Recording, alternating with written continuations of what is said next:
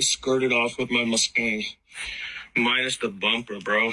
Liberals got caught red-handed. Welcome back to Moose and Loose. My name's David. Today we got the Conservatives confronting the Liberals for offering free health care around the world, trying to lure in more people to Canada. We also have Donald Trump getting his FIFA Peace Award, apparently having a meeting with Carney. Got a bunch of other stories here. Let's jump into this. Starting this one off, we've got only 54 condos were sold in the entire city of Toronto in the month of October, as it says, which is home to 2.7 million people. 54 condos. New condo sales, not total condo sales. That's how bad the state of Canada is right now. Canadians can't afford to buy homes when landlords are renting them to 12 students at a time. There's a lot of problems that need to be fixed. In other news, we got this one from Blacklock's reporter. It says dental care plan is 50% over budget. Department of Health underestimated volume of claims now expected to top 4 billion this year. Projections indicate demand will be higher this year as many Canadians have foregone dental care given the cost. This is another thing that is just sucking money out of the coffers here. It is putting us further in debt. We're going to be paying more debt to the bankers, the very elite that Mark Carney's connected to. In other news here, we've got Donald Trump winning the first ever FIFA Peace Prize, because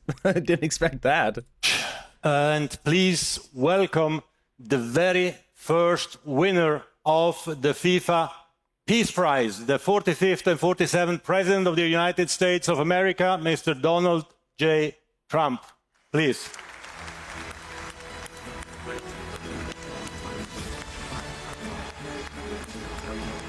So FIFA doing a good job here kissing Trump's butt. That's what this is.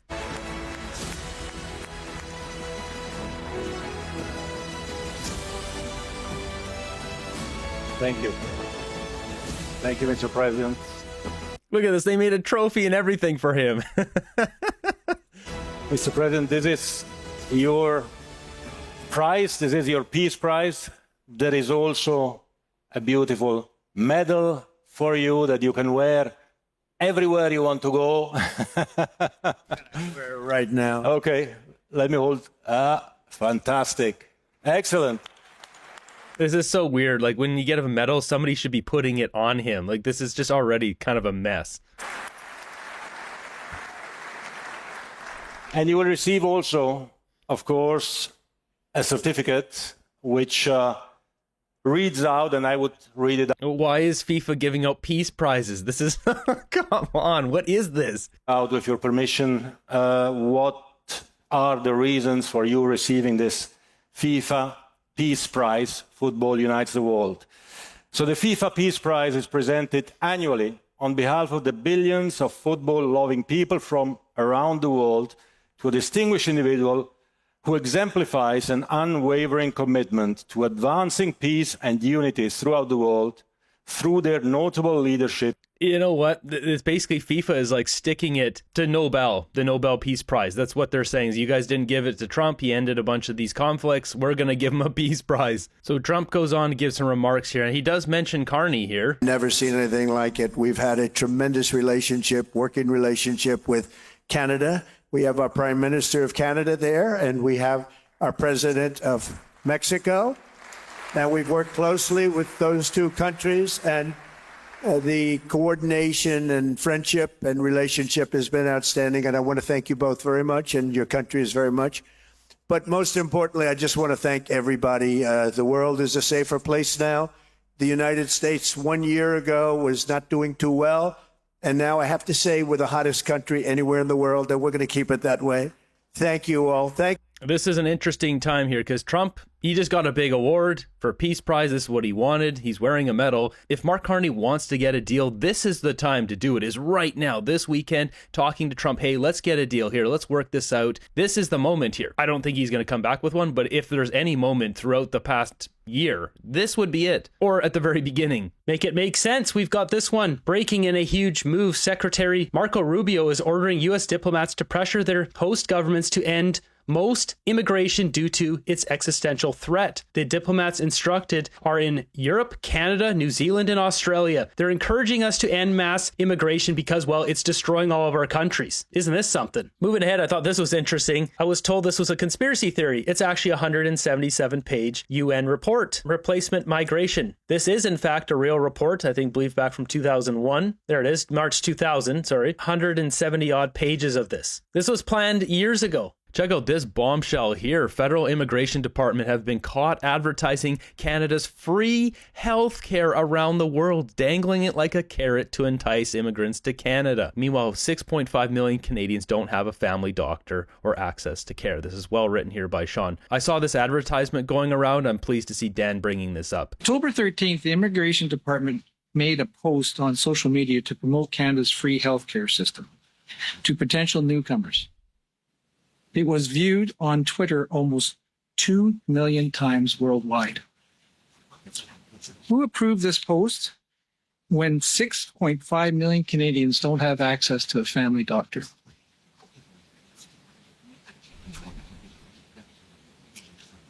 Look at this pathetic display here. Nobody wants to take the question. No accountability. Communications group in the department, they issue tweets and use other social media to talk about immigration to Canada.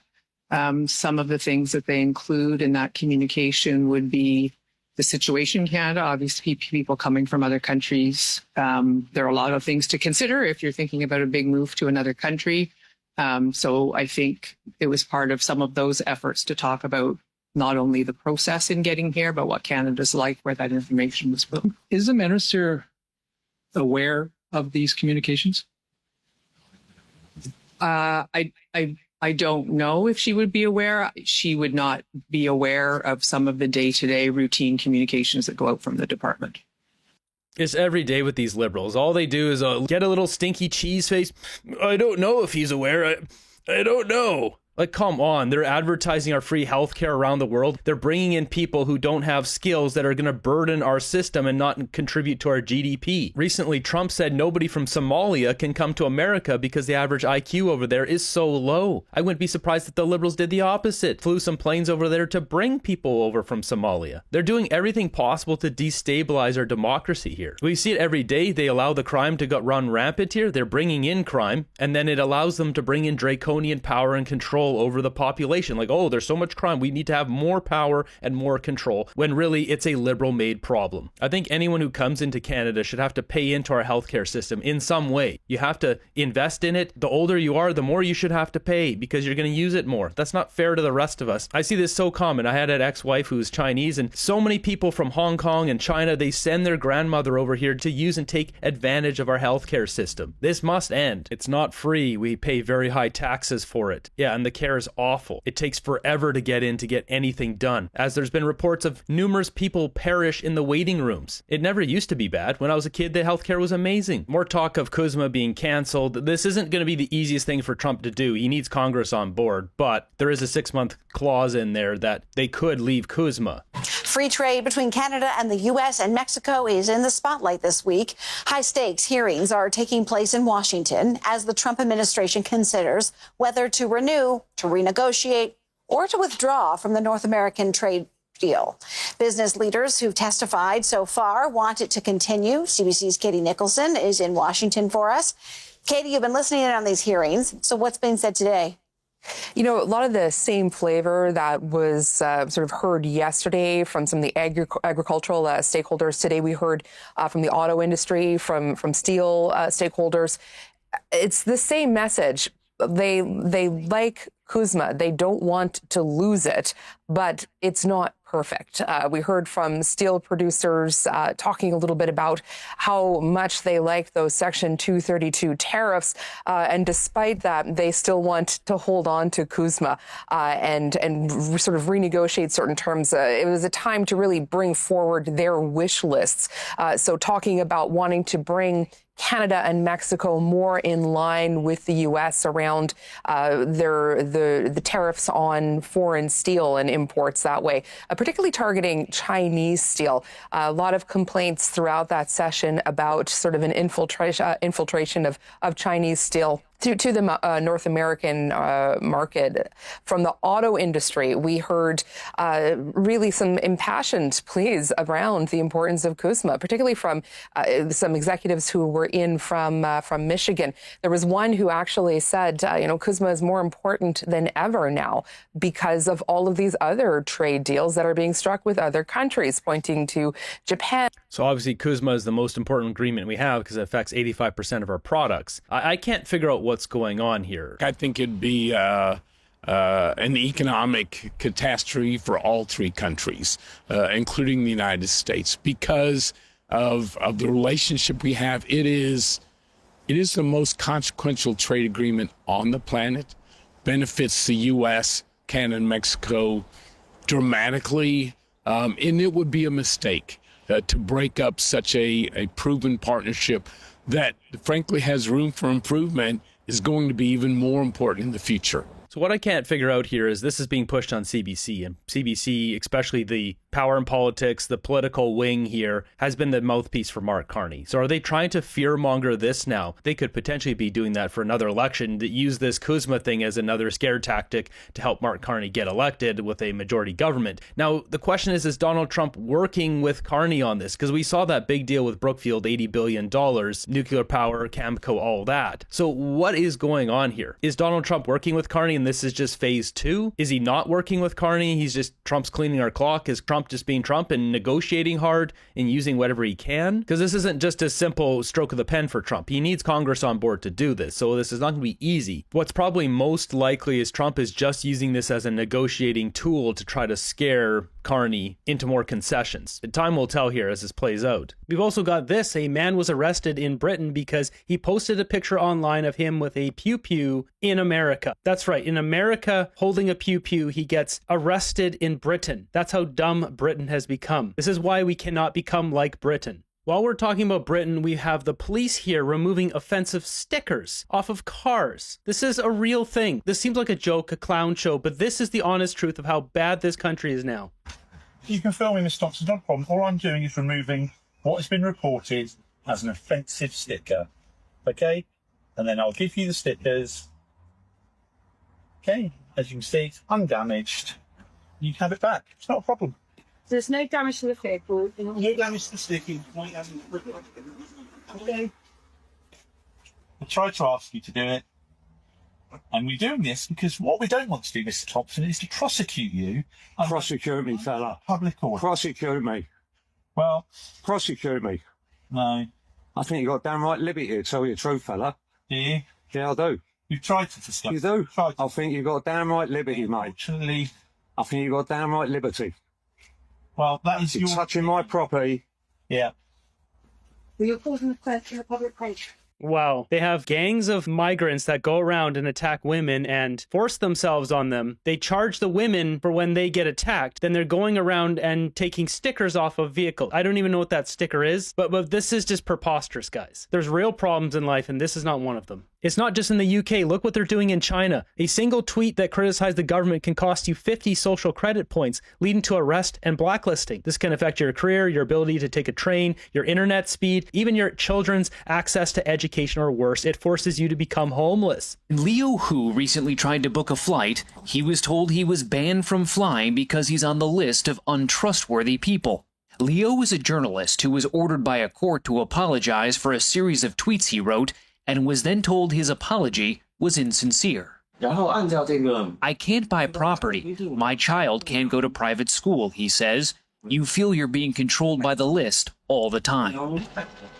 And the list is now getting longer, as every Chinese citizen is being assigned a social credit score, a fluctuating rating based on a range of behaviors. It's believed that community service and buying Chinese-made products can raise your score. Fraud, tax evasion, and smoking in non-smoking areas can drop it. So fraud and tax evasion gets wrapped in with smoking in non-smoking areas. This is crazy. This is absolutely terrifying. The thinking that millions, not even millions, over 1 billion people live in a society like this. If a score gets too low, a person can be banned from buying plane and train tickets, real estate, cars, and even high-speed internet. It's a good thing, this woman says. there should be punishment for people who can't behave. Yeah, that's a liberal right there. China's growing network of surveillance cameras makes all of this possible. The country already has an estimated 176 million cameras, and it plans to have more than 600 million installed by 2020. As you saw, 2020, this is an old report. How many cameras do they have now? Can recognize more than 4,000 vehicles. Xu Li is the CEO of SenseTime, one of China's most successful artificial intelligence companies. It has created smart cameras for the government that can help catch criminals, but also track average citizens. This knows every person, every bike, every car, every bus. You can tell whether it is an adult, a child, a male or female. In several big cities in China, including here in Shanghai, the government is even tracking jaywalkers. Cameras record them going through intersections, zero in on their face, and then publicly shame them on nearby video screens. This is appalling. This is just unreal. Here's another one. We've got a 55-year-old French retiree sentenced to 12 months in prison, suspended plus €1,200 fine because she paid two guys to forcibly remove the squatter who had been occupying her house for months after frustration of legal process. This is preposterous. There's no shortage of problems in Canada. We got Mario posting this one. As he says, you can't make this stuff up. Somebody stole this guy's car and it was chained in his garage, and this is what's left. Welcome to Brampton. I had my old school Mustang literally chained up into the f***ing garage. Can you believe this shit? And they skirted off with my Mustang. Minus the bumper, bro.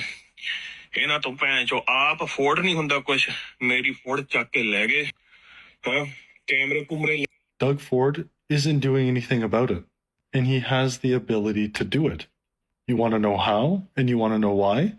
Because he can push back on some of the weak laws that the government has and make it much more difficult for these criminals to be released. Or he could push back hard on the Liberal Party to enact stricter laws today. They have been studying how to implement a Jail Not Bail Act, which the Conservatives proposed, for literally the last year. The solutions are simple. No sympathy to criminals. Doug Ford's too busy giving away taxpayer money to companies like Algoma that are in bed with Brookfield. Here's a press conference at Algoma just a few months ago. Mark Carney, who is standing here with these workers that he is going to protect.